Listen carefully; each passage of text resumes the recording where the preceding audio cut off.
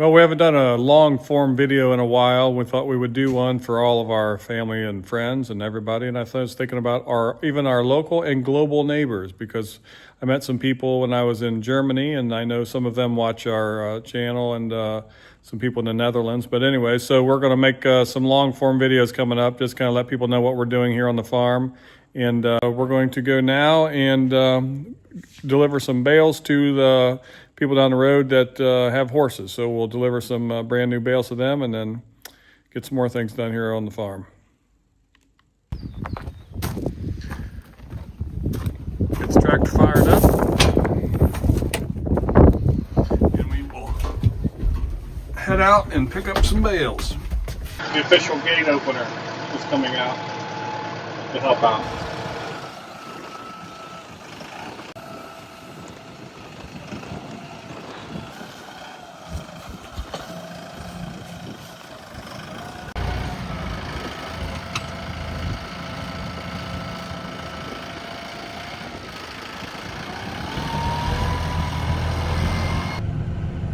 I wanted to show everybody this field, this pasture. It's 30 acres back here. But when we bought this farm, you can see back there, we take hay off this now. But when we bought this farm, this was all locust trees and weeds. Locust trees about, I don't know, 8 foot, 10 foot tall, something like that. But I bush hogged them all off, and then did it a couple times and put some stuff on there to kill what was left, and we have turned this into quite a nice place to cut hay. But we're taking bales down to the neighbors, and we are delivering them, what are we delivering? 3 dozen, that was too hard. 3 dozen eggs down to the neighbors. She asked for 2, but we're giving her an extra dozen because we're good neighbors. We're good people. Sometimes they buy some of our grass-fed beef off of us too, and so we take that down to them sometimes when we take them bales. And we're going to take them 6 bales today for the horses, and we just take them bales every now and then. I've been bush hogging for them some too, doing that. So, but I was thinking about that, getting to know neighbors. And by the way, if you notice, Becky has our Boyd's Flybranch farm shirt on, the same one that Rebecca from Country View Acres was married. And Becky, Rebecca. So it works out nice. Anyways, good name. And I know some people came over here from Country View Acres, so we're glad to have you. But I was thinking about it. I saw a post about JBS is closing a cattle facility, processing facility. I think, there's probably many reasons why. Won't get into all that. But what I will say is, I would encourage everybody to get to know a farmer around you that has chickens, pigs, beef, whatever. So our neighbors around us and some other people do buy beef from us. They'll buy half a cow, and so we take it to the slaughterhouse for them and drop it off. And I'm going to wave to George, our neighbor here. Hi, George. He waved. Yeah, he waved before. That's why I was waving. My dad always said, if they don't wave, watch them. If you see somebody driving in a car out here in the country and they don't wave at you, watch them. Anyways, he always waves. He's a pre-waver. He always beats you to the wave. Anyways, but I was thinking about that. Getting to know a farmer around you, I think it'd be great advice for anybody. Go out, get to know some farmers. There's big farmers, small farmers. But farmers like us, we have, 80 head right now, 85 or something like that.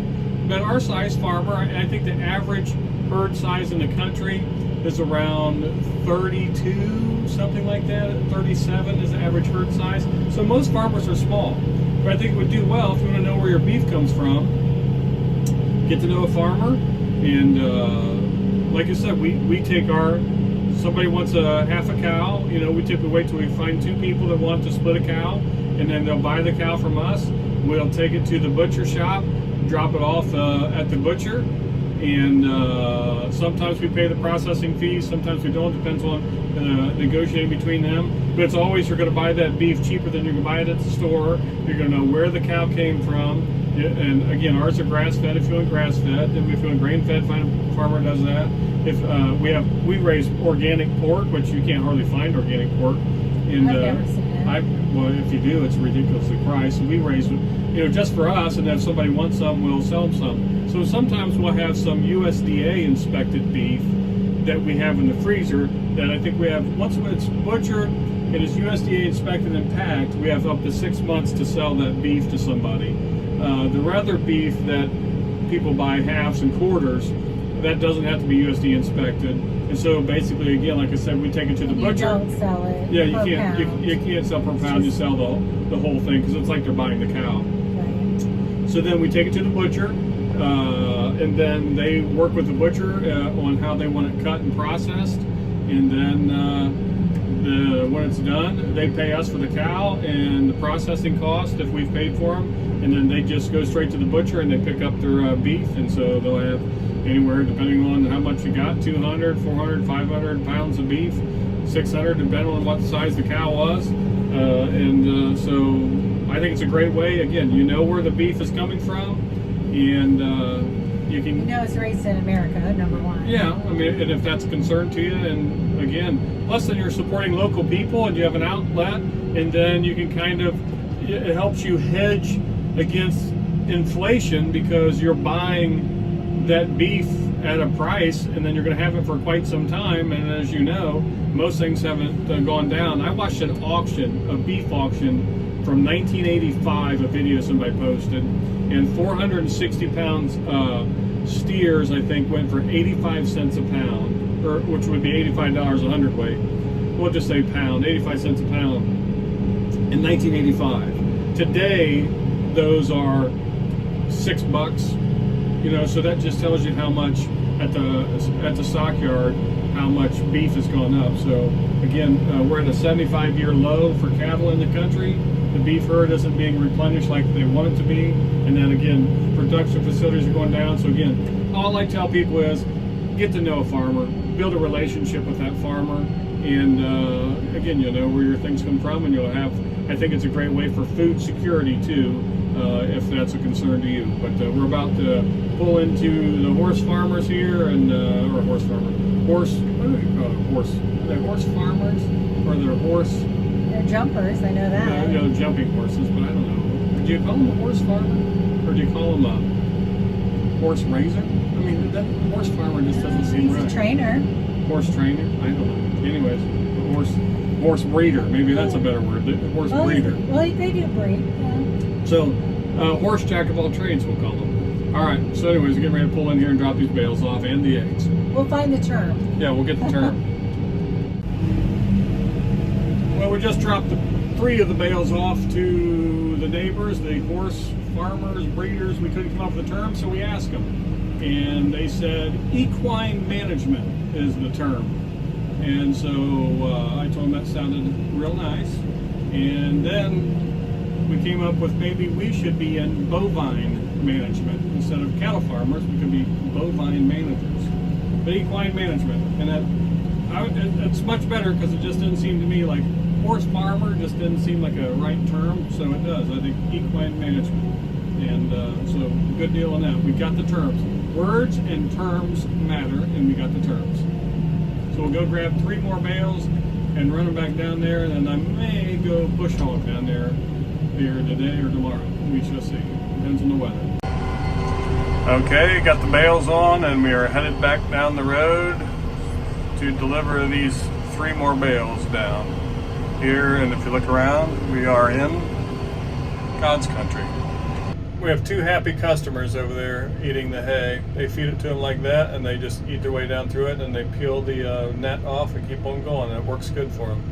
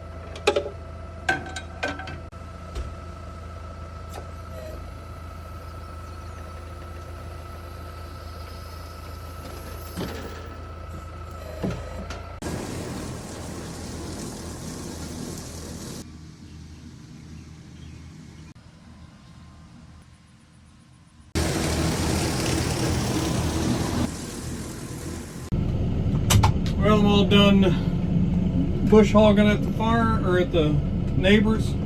So I'm going to head home, maybe get a little bit of supper, and then go bush hog on our farm a little bit since I got the bush hog hooked up. And I will report back then. Got a little bit of a drive home. There's the field I just bush hogged. Now I'll drive up about a mile to our house.